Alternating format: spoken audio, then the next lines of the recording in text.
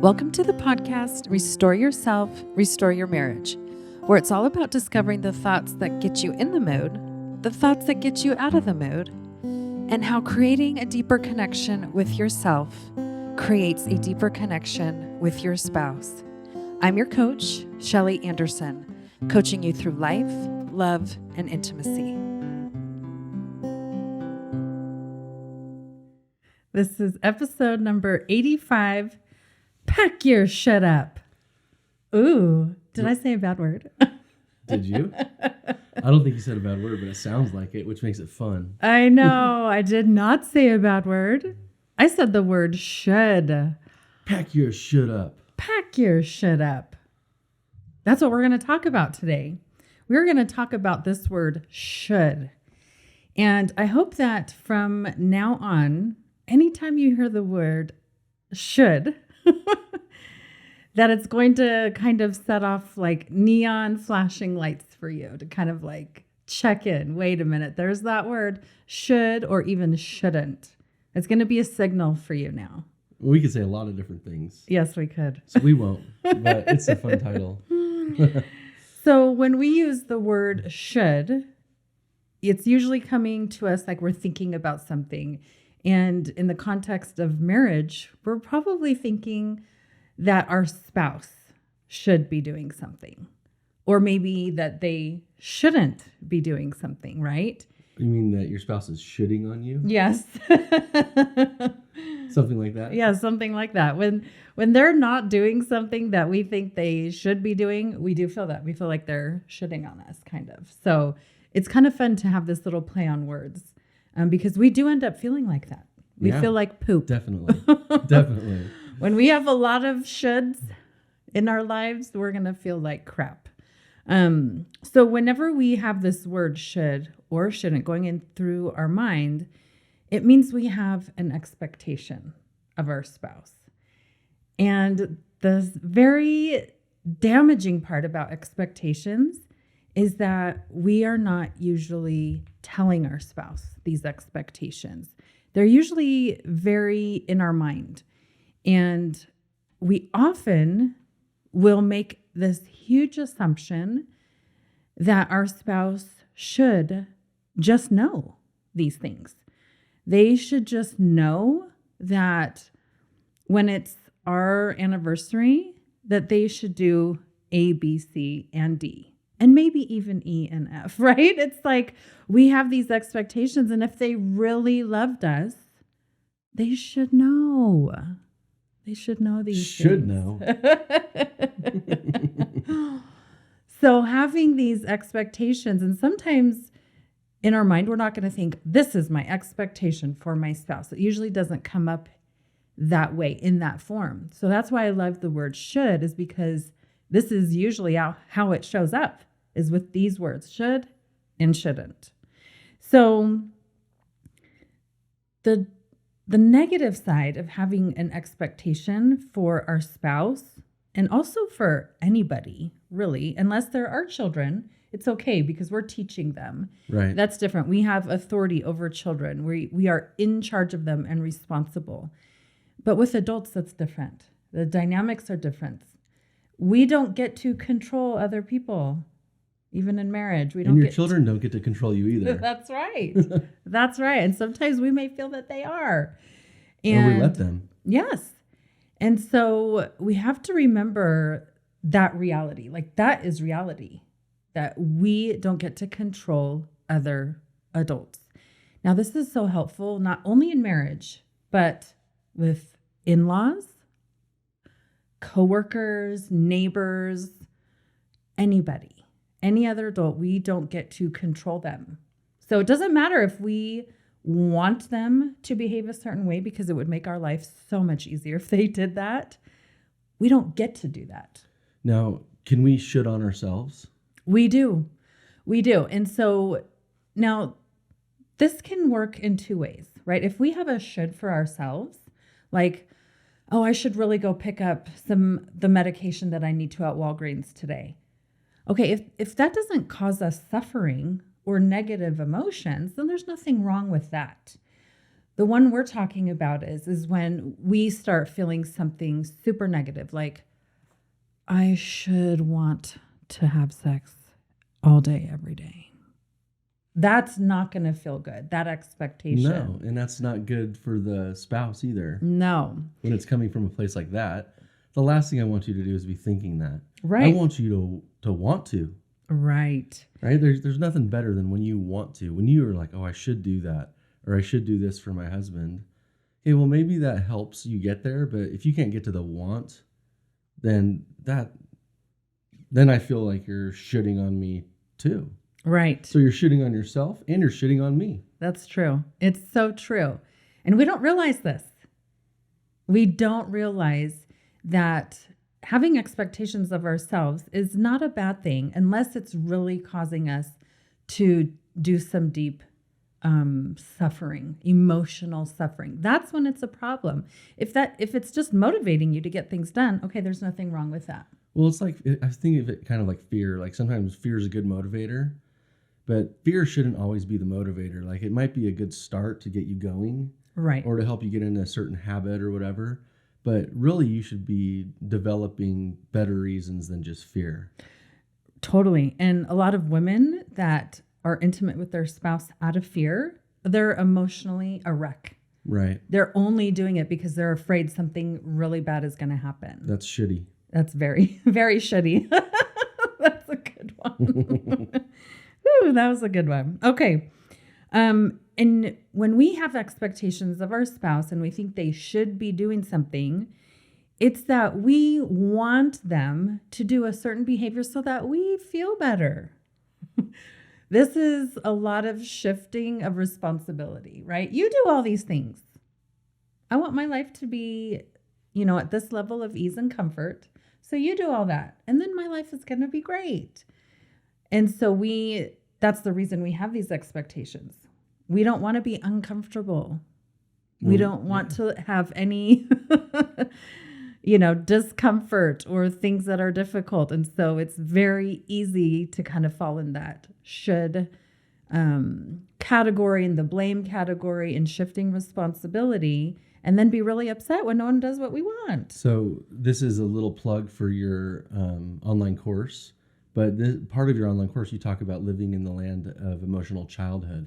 Yes. So living in that land of it's a very, very good place to be when you're, wanting to blame others and when you're wanting to should all over everything. It's a place where most of us are actually, and it takes some work to get out of it. But what a beautiful thing to get out of that land of emotional childhood. So check out the course at andersoncoaching.com. Yeah, it's so true. Like, when we're living in a land of emotional childhood, it means we don't know how to manage ourselves. We live very reactive. And so we're not taking responsibility for the thoughts that we're thinking and the emotions that those thoughts trigger. Yeah. And so when we're uncomfortable with something in marriage, it's so easy to just be like, man, if you just did these things, our life would be so much better. I would be happier. I did that to you the other day. You did? I don't even remember which one. It was about your shoes. Oh, that's right. My shoes. Oh, yeah. And I was mad. You were super mad. I told her she needed to mix it up a little bit more on her footwear, which is really shallow and dumb because her footwear is very nice. But if she would just mix it up a little bit, I would be so much happier. Part of it is that I don't want to have to compete with her all the time. I never compete with you, ever. Oh, I wish I would have just said, are you shitting me right now? Yeah, totally. I was totally shitting on you. I think this is going to be a good one for me. I think I'm going to pull that one out a little bit more often. It also feels very justified to us when we have an expectation, right? Because think about a lot of times we're conditioned. You should have high expectations. When you marry somebody, you should marry high, level up, right? We are taught this, to have high expectations, and that it's a good thing. High expectations can be great for ourselves if they're not causing us misery and horrible suffering. Well, if you have a list of shoulds with who you're going to marry, you might not end up with the right person because you're just looking for a list of these artificial things that you think are important. But how many of us really know what's important before we even get married? Yeah, really? That's so hard. And those lists can do a lot of damage. They can, and they can help too. So it's balancing. But if like, pay attention, are you just looking at all the list of the shoulds rather than thinking about how you feel in your heart and your inspiration and, you know, the things that you feel and the thoughts that you're having about that person, right? If you're just thinking about, oh, does this person meet these expectations? Well, you're going to continue to do that to that person, your husband or wife, for the rest of your marriage. Yeah. But I mean, that's the habit you're starting off. That's the habit. Yeah, so true. And I think also the reason we kind of hold on to, hey, I'm supposed to have high expectations. I'm supposed to do this, because if I don't, then I have low respect. I don't have self-respect. And that's just not true. It is not true. It's just kind of things that we're conditioned to think. We can have great respect for ourselves, a lot of self-esteem, and say, you're going to make decisions that you want to make that are different than mine. And that's okay, because that's you. And I still have respect for myself. Yeah. Yeah. But having respect for myself also is having respect for you. Right? It goes both ways. But if you're in the right place and you're both doing that, that's bliss right there. Yeah. It really is. And I think that's the beauty of being able to recognize your own expectations and being able to start challenging them and letting them go, packing them up. Because then what you're talking about happens. When we're able to say, I have respect for myself and my decisions, and they may be totally different than yours, and I can respect yours, knowing that I would never pick some of those things. Yeah. And that's okay. Now, if any of you think that we're like living this way all the time, then that is totally wrong, because we struggle with this all the time. This is something that we go in and out of. And we've talked on the podcast about how when we struggle, you know, as we work on these things, and if we're putting the effort in, those times last a lot. They're shorter. Yes. But it's like this, you know, wave. Like, is your marriage like these big ups and downs, like these huge ups and downs, or all day like kind of like up and down, but they're kind of going higher all the time and getting better?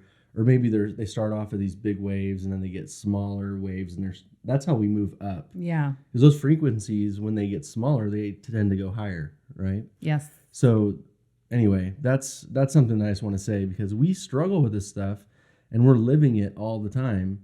And there are a lot of examples we've shared on this podcast, but don't think that this is something that just happens overnight. This is, you know, takes work, and you get these good habits that you get into, but then when you fall out, it's a lot easier to get back in, because you realize, I'm shitting on her. Yeah. Or I'm blaming her, or whatever it is. Yeah.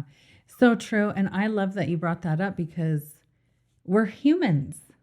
Thank goodness. I love being human. I love being able to make mistakes. If I am supposed to, or I should be perfect all the time, I'm miserable, right? Like if I have this list of, oh, I should be doing this and should be doing that. Well, yeah, but I want to do these things. That's a different perspective. Oh yeah, 100%. I want to do these things because it brings me joy. It brings us closer together.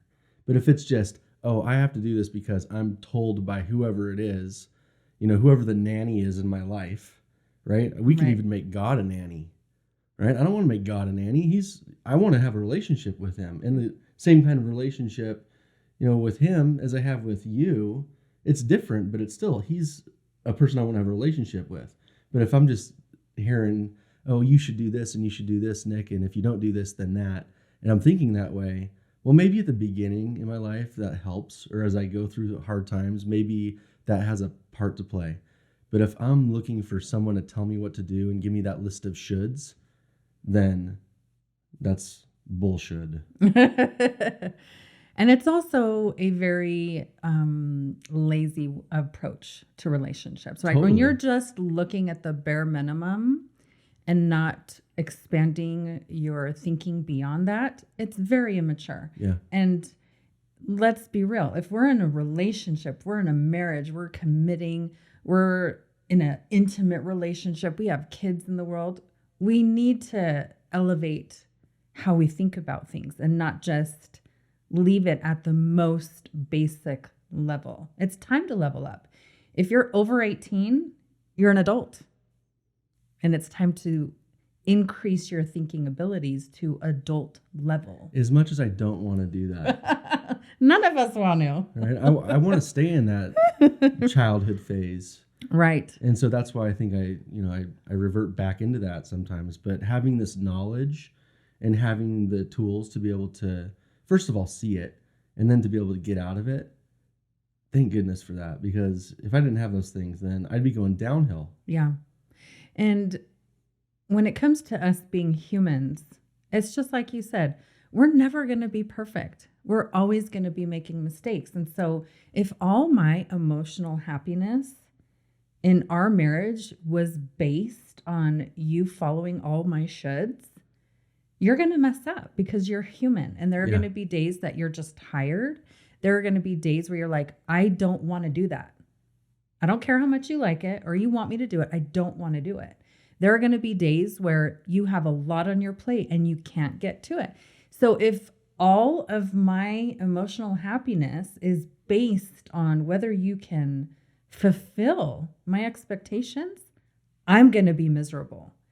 And in turn, I'm going to try to find ways to control you or manipulate you to try to get you to do those things. And make me miserable. And make you miserable in the process. And it'll make you really happy for a short period of time, because sometimes that's delicious to make other people miserable. Yeah. Right? That's why people like revenge and all that. But that doesn't work in the long run. No, it's short-lived. And if we're in this investment for the long term, right, then it's worth it to do it the right way, or to figure out through trial and error the right way. Yeah. Is that right? Yes. Yeah. So even when we're learning these things and we're trying to apply them, we're going to make mistakes, even with that knowledge. So it's so much better to go through those mistakes, having this knowledge and trying to apply it, than not. Right. So like you were saying, it decreases the length of time that we're miserable, or maybe even the frequency. We can turn it around so much quicker by knowing. So I hope that happens for you guys as well as you're trying to apply some of these concepts. And so this is going to be a good one for this week. All the shoulds. Nice. Another way to signal your mind, if you're kind of going into this mode of having an expectation for your spouse, and you already gave an example, but it's when you use an if, then. It's kind of these if-then statements in your mind, right? Like, if he would just put his phone away, then I'd be in the mood, right? Put your phone away. Put the phones away. You know how, like, don't wait for her to say that, right? Like, the other thing is, I know that, so my accountability is I should put my phone away or get off the phone and then listen to you. Yeah. And if you want to, if you want to increase intimacy, and let's say I've expressed that to you, then if you want to increase intimacy, then it's going to be so much easier to put the phone away. Well, yeah, and then I don't want you to get to that thought, because that thought will take you down a place where you're not wanting to be intimate with me. Yeah. So if I want that, then I know what I need to do. And I am a lazy learner at times. There's no doubt about that. But as I work on this and I get in the habit of thinking about these things, then I score in life, right? And with in life and with my wife. That's right. Score in life and with the wife. I love it.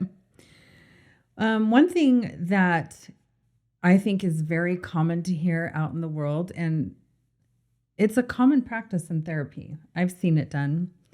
And there are books that talk about this all the time. And unfortunately, it's a huge trap.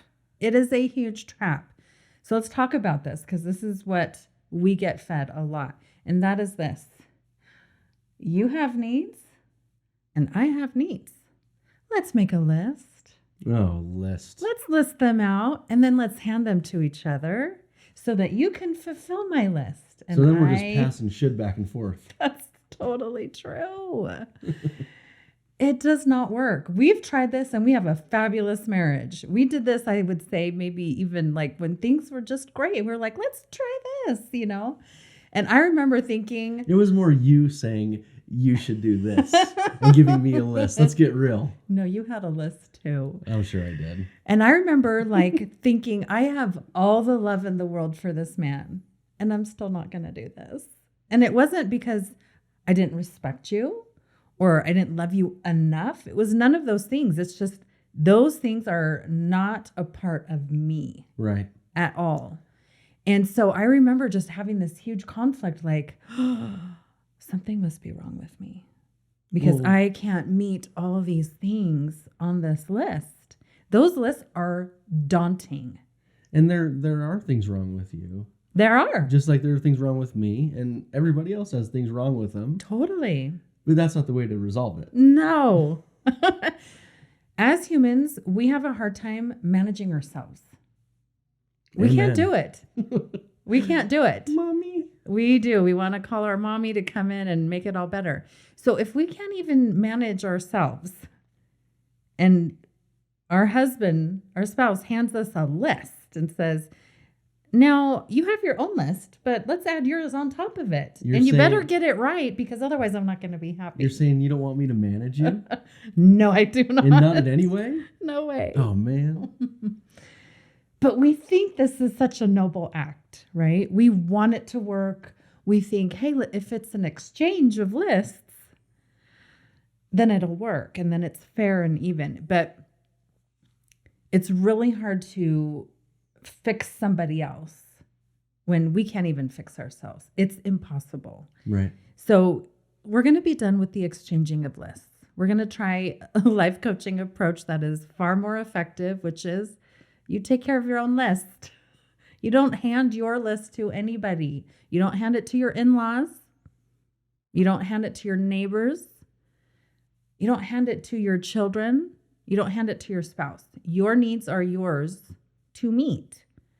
There are lots of approaches that you can work on for yourself if you don't feel like your needs are being met. You don't just throw it over to your spouse and say, I don't like how this one's going, so you fix it. So you're saying, tell me if I get this right, that the list that you should have, okay, well, back to that should word again, but let me change the way I say that. The list that works and is productive is more of a list that you create for yourself. Yeah.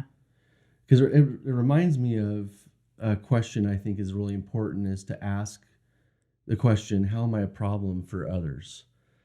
This is a really good question to ask, and this is a very difficult question to ask if you're sincere and you're really open to the answers.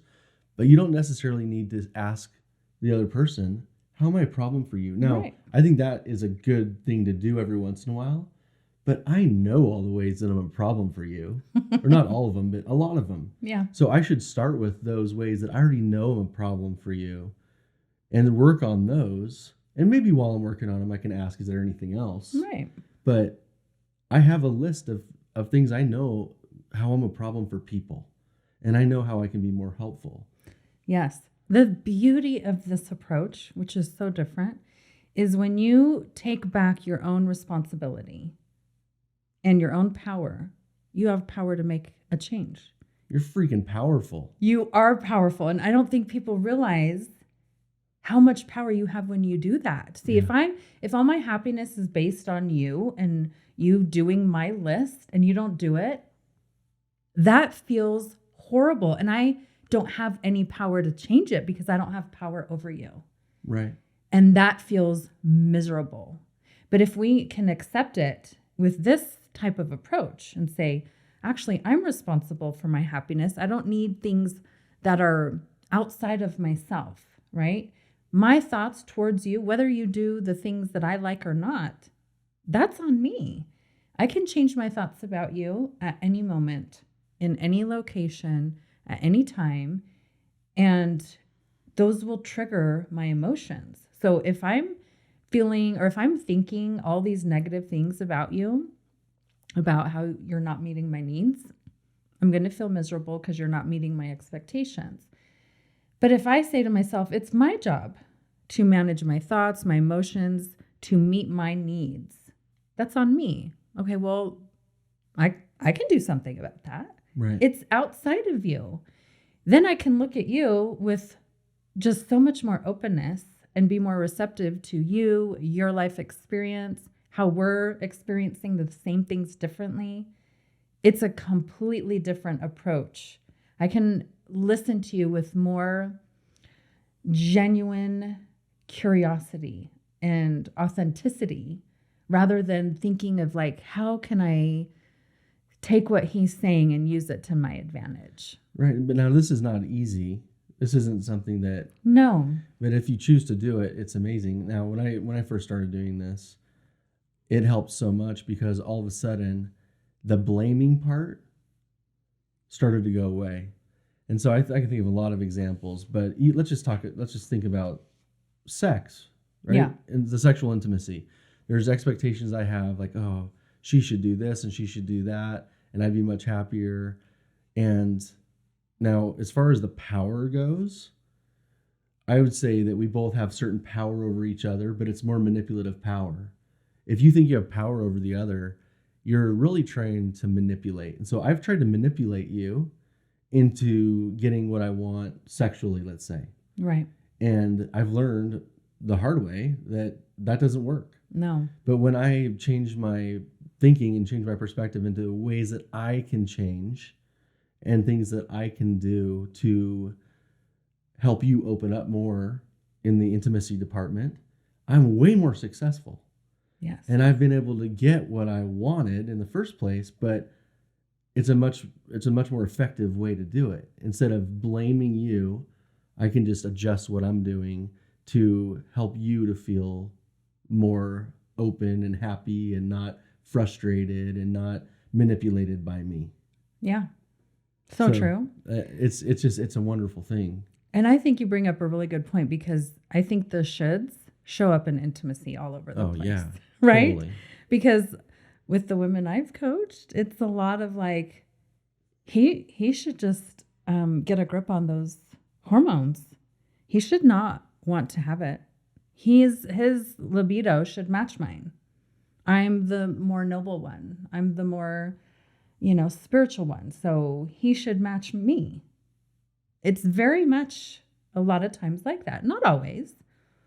But I think however we're thinking the shoulds when it comes to intimacy, I think we'll find that they show up a lot. Yeah. She should want it in the shower just as much as I do, right? It's like they show up. And I think when we fall into that trap, it's like, I think we forget that it is a whole nother human being, a whole nother, like they experience life in their own way. Now, I don't think that we're saying that you should not, or an ineffective thing to do is to tell the other person what you're thinking about any given scenario, right? There's certain feelings that we have that we should be open about. Yeah. But it depends on where that's coming from. Right. If we're having a conversation where I'm just telling you what you should do, that's not as effective as, hey, you know what, love, I was thinking about this, had this experience last night or whatever, and what would you think about this if we were to change this or that, or if I were to change this or that? I think that communication is huge, and that is really good. Yes. It's just a question of how you're approaching the communication. Yeah. We should be able to talk about everything, right? We should be able to talk about every aspect of our lives in a married adult relationship. Yeah. And if we're not doing that, then that's also a childish thing, because maybe that is, well, we shouldn't have that conversation because it's inappropriate, or we shouldn't talk about fantasies, or we shouldn't talk about things that, we hope for at some point. We can have those conversations, but it can't be the manipulative, you should do this or else you're not a good wife, or right. You should do that or you're not a good husband. Yes. That's different. And I also think you bring up a really good point, because let's say you shared a fantasy, right? Let's say we were having that discussion and you were sharing your fantasy. That's great. How awesome for you that you shared it. Yeah. And how awesome that I heard it. And now I know.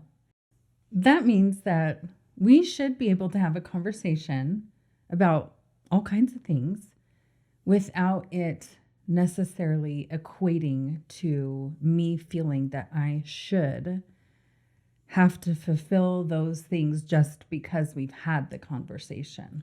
Right. In fact, when we've had this experience, there are things that I've shared with you about fantasies or desires that I've had.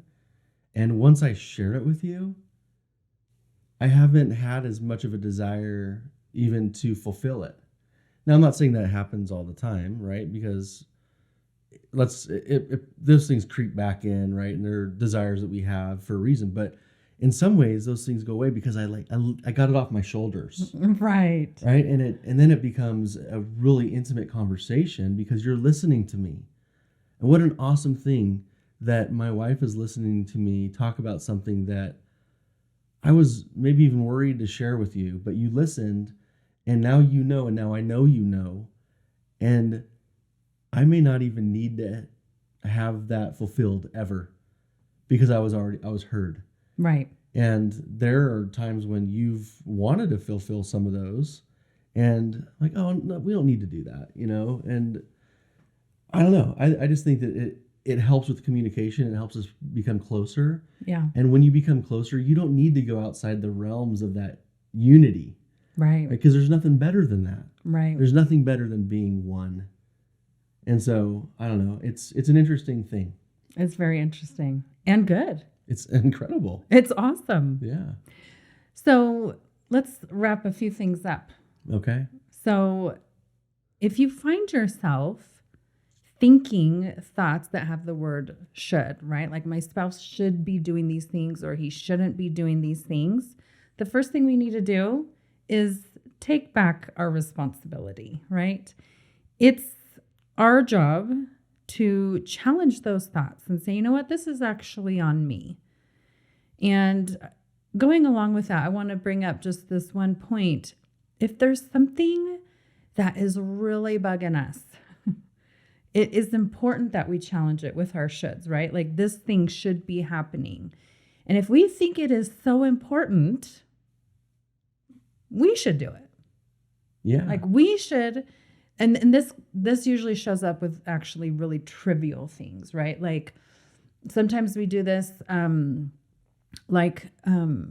wish I could think of an example. Like, how about the dishes? Yeah. How about she should do the dishes? And that is trivial. But if I'm thinking that, shouldn't I just do it? Yes. Is that what you're saying? Yes, because if you're thinking that, it matters to you. Right. And so if it matters to you, you need to self-reflect and say, how much does this matter to me? Because it's going to go a few ways.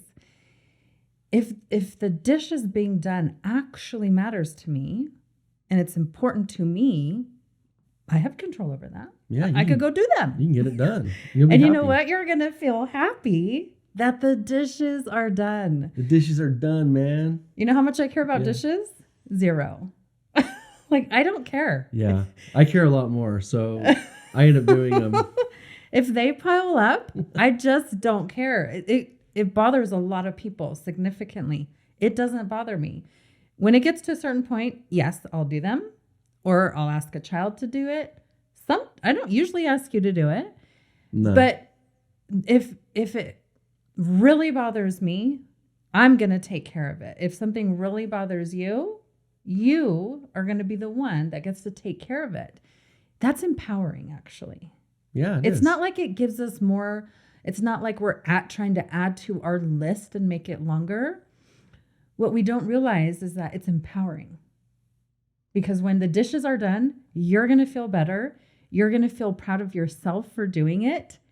And it's motivating. Like, I solved a problem that bugged me, and I didn't have to get mad at anybody. And I feel better. It's an easy way to feel good. Totally. And I just don't want people to miss the power that comes from that, but the emotion. You feel better when you are involved in solving your own stuff. It's almost like you're doing yourself a service. Yes, You're serving yourself. You are. And going along with that, I remember hearing a story about a couple and they had a cat. And it was kind of like, okay, the cat poops, right? And the wife thought it was the husband's job to clean up the cat poop. He should do it. Whose cat is it? It's the family's cat, right? Oh, it's someone's Mutual cat. decision to buy the cat, right? But she thought he should clean up the poop. So it was a source of contention, right? He should clean the... That's right. And so what happens is poop is a problem, right? The poop needs to be cleaned up. It's just one problem in and of itself. It's just poop. Poop doesn't jump out of the litter box and attach itself to people and cause all kinds of problems. The poop is there. It's irrelevant, right? Those of you that believe in microscopic poops, you feel like the poop is attaching itself to you. Right. Through the air. Through the air. But when someone has an expectation and they think you should be cleaning up the poop. Well, when you don't clean up the poop, guess what? I start thinking he doesn't care. He doesn't care about the cat. He doesn't care about me. He doesn't care about the family. Now, instead of having one problem with poop, we've got like 5 problems. Yeah, and the cat's a problem. That's why we don't have a cat. So now not only do we have poop in the house, we got poop in the marriage. That's right. Shoulds all over the house, shit in the marriage. Yep. Excellent. Yes. That was really good. See how I tied that in? Yep. Okay, so we don't need to make more problems than there actually are. So if we start addressing our shoulds, if we address our shit, then we keep the number of problems actually down. And this is awesome. It's beautiful. So that's step number 1. Take full responsibilities for all your should. Then the only expectation that you should have is that nobody's going to meet your expectations, and they shouldn't, right? That's not anyone's job. So we're not going to expect that of anybody else anymore. We're just done with that. There's no service to that. Adults. Yeah. You can still expect your children. It's different when you actually have authority over people. It's different. But we're talking about adults. Their values are not your values. The things that are important to you are not important to them, nor do they have to be. That's not required. This goes back to another plug. Sorry, shameless plug, but we are going to do a pre-marriage course. Yes. In the next couple months, and that is a huge one. It's huge to discuss before marriage. Yes, because those expectations, when they're not met that first year, whoa, it can rock people's world. And those things go years into marriages and maybe never get resolved. And so that pre-marriage course that we're going to do probably applies to everybody, because it's about those questions, about those conversations that we may never have had before that can solve so many problems. Yeah. The next step that we can take is just decide who you want to be with anybody, right? Let's say there was a coworker who was never meeting your expectations, right? Like, oh, my coworker should never gossip. Oh, they're going to gossip. They're going to gossip. And they're allowed to. You don't get to control that. So just decide, who do you want to be when that coworker gossips? Because they're probably going to do it all the time. Yeah. And you know what? That's fine. They're not in that part of their journey where they want to work on that. And they may never be. Listen to our holiday boundary episode. We talk a little bit more about that. Yes. Another idea to help is to just increase your own wisdom, knowledge, and curiosity. If there's a should that's coming up in your mind that you have for your spouse and they're not meeting it, go talk to them about it. Just like you were talking about with the fantasies, like, be curious. That doesn't obligate you. Be curious about your spouse. It's a beautiful thing. Those conversations that come from genuine curiosity are so much more enjoyable and meaningful than ones that come from, why aren't you doing what I asked? It's so true. So different. So we enjoy those things so much more than those other types of conversations. The last 2 points. The person who has the expectation is the one that needs to let it go. It's not our jobs to go around telling everybody else, you have that expectation of me and you need to let it go. You have this, that's not our job. We're working on ourselves. If you have a spouse, 2 spouses that are working on themselves, the marriage is going to improve. Yeah. If you only have one spouse that is working on themselves, the marriage is going to improve. That is such an awesome point. Yes. It is, because we think, oh, it takes two to tango. Well, yeah, it's true, but you can still improve your marriage by working on yourself. Totally. And one person can learn the tango first. Yes. Yes. And say, hey, look at this little step. oh, yeah.